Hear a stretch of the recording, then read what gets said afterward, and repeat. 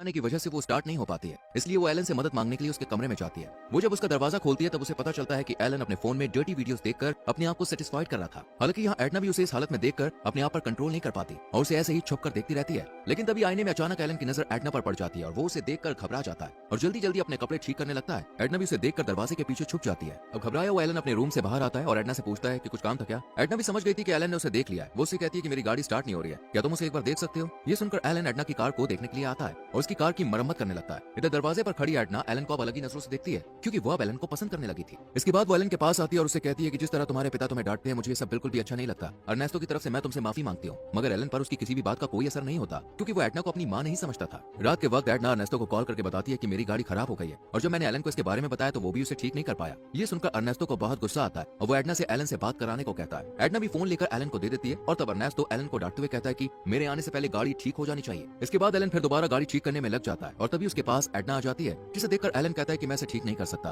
और एडना उसका हाथ पकड़ लेती है और उसे दिलासा देते हुए कहती है कि तुम कर सकते हो, अगर तुम दिल से किसी काम को करोगे तो वो जरूर पूरा होगा। दरअसल एडना उसे अपनी बातों से मोटिवेट करने की कोशिश कर रही थी। साथ ही उसकी बातें सुनने के बाद पहली बार एलन को अब एडना अच्छी लगने लगती है। थोड़ी देर बाद एडना जब उस कमरे से जाती है तो अचानक उसके पैर में मोच आ जाती है, जिसे देखकर एलन उसे संभालता है और उसके पैरों को जल्दी जल्दी सहलाने लगता है। एलन का इस तरह उसके पैर को छूना एडना को काफी अच्छा लगता है और इधर एलन को भी एडना के पैर को सहलाने में मजा आता है क्योंकि आज से पहले उसने कभी भी किसी लड़की को हाथ नहीं लगाया था। और ऐसा करते करते एलन एडना को किस करने वाला होता है कि उसे एहसास होता है कि वो ये सब गलत कर रहा है। यही सोचकर वो एडना को छोड़कर वहां से चला जाता है। मगर एलन जिस तरह से एडना को छू रहा था ये देखकर एडना समझ गई थी कि कहीं ना कहीं वो भी उसे पसंद करने लगा है। इसके बाद जब रात को एलन टीवी देख रहा होता है तब एडना नाइटी पहनकर उसके पास आ जाती है और उसके पास बैठकर अपने दोनों पैर उसकी गोद में रख देती है। हालांकि एलन को ये सब ठीक नहीं लगता लेकिन फिर भी एडना के पैर की वो मालिश करने लगता है और अब एडना अजीब अजीब हरकतें करके उसे अपनी ओर अट्रैक्ट करने लगती है, जिसके बाद देखते ही देखते एलन और एडना अपने माँ बेटे के रिश्ते को भूलकर इंटीमेट हो जाते हैं। हालांकि ये सब एलन के लिए पहली बार था क्योंकि उसने आज से पहले कभी भी किसी लड़की को नहीं छुआ था, इसलिए एडना उसे कुछ खास सेटिस्फाइड नहीं हो पाती और फैसला करती है कि कुछ भी हो जाए वो एलन को ये सब करना जरूर सिखाएगी। और दोनों साथ में रहते हुए खूब एंजॉय करते हैं क्योंकि दोनों कहीं ना कहीं एक दूसरे से प्यार करने लगे थे। अगले दिन एडना किचन में काम कर रही होती है, तभी एलन उसके पास आता है जो कि आज बहुत खुश था और वो एडना से बात करने लगता है। इसी बातचीत के दौरान एडना उसे कहती है कि तुम्हारी क्लास का टाइम हो गया, चलो मैं तुम्हें छोड़ आती हूँ। और फिर दोनों कार में बैठ जाते हैं। एडना उसे कॉलेज छोड़ने के बजाय कार में इंटीमेट होने के लिए कहती है,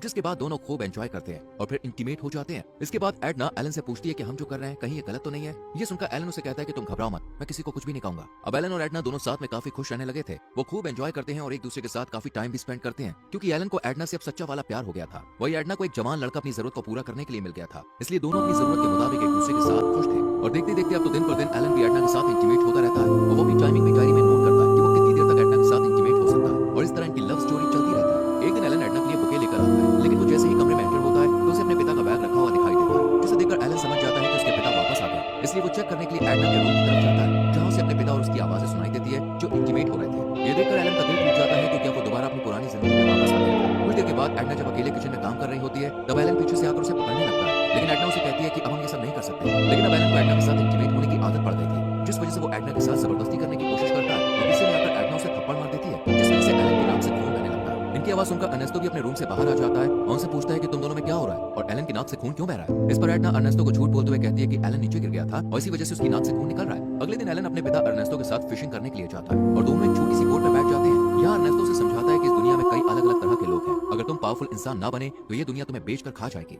मगर एलन पर उसकी बात का कोई भी फर्क नहीं पड़ता, बल्कि वो एक छोटा सा चाकू उठाकर अर्नेस्टो पर अटैक करने की कोशिश करता है और जैसे ही उसे मारने वाला होता है कितने में अर्नेस्टो से बताता है कि मैं भी बचपन में बिल्कुल तुम्हारे जैसा था और अब मैं नहीं चाहता कि जो कुछ मैंने सहा है वो तुम्हारे साथ भी हो। मैं तुमसे बहुत प्यार करता हूँ एलन। ये सुनकर एलन तुरंत ही चाकू नीचे रख देता है और अपने पिता को मारने का फैसला बदल देता है। कुछ देर बाद ही दोनों फिशिंग करके घर वापस आ जाते हैं। इसके बाद हम देखते हैं कि एलन की फैमिली एक साथ बैठकर लंच कर रही है और एलन भी वहीं पर बैठा हुआ है जो सोच रहा है कि उसके पिता एडना से प्यार नहीं करते हैं बल्कि एडना किसी मजबूरी में अर्नेस्टो के साथ रह रही है। यही बात सोचते हुए एलन एकदम खड़ा हो जाता है और अपने पिता की गन को उठाकर उन्हीं पर तान देता है। साथ ही रोते रोते उसे बताता है कि वो एडना के साथ कई बार इंटीमेट हो चुका है, कमरे में, कार में, यहाँ तक कि घर के हर एक कोने में वो एडना के साथ इंटीमेट हो चुका है। वो आगे रोते हुए अपने पिता से कहता है कि तुम्हें क्या लगता है तुम मुझे प्यार करते हो? नहीं, तुम बस मुझे हमेशा डांटते रहते हो। मैं भी तुमसे प्यार नहीं करता और ना ही एडना तुमसे प्यार करती है। ये सब सुनकर एडना कहती है कि मैं अर्नेस्टो से बहुत प्यार करती हूँ। ये सुनकर एलन को एहसास होता है कि एडना अपनी प्यास बुझाने के लिए सिर्फ उसका इस्तेमाल कर रही थी। इसी दौरान गुस्से में आकर एलन अपने ऊपर ही गन तान देता है, जिसे देखकर उसके पिता हंसने लगते हैं और कहते हैं कि यही तो मैं तुम्हें बनाना चाहता था, एक सख्त मर्द। आज तुमने गन उठाई है, हो सकता है कि कल तुम इसे चला भी लो। साथ ही वो आगे कहते हैं कि तुम जो काम ना कर सके वो तुम्हारी माँ एडना ने कर दिखाया।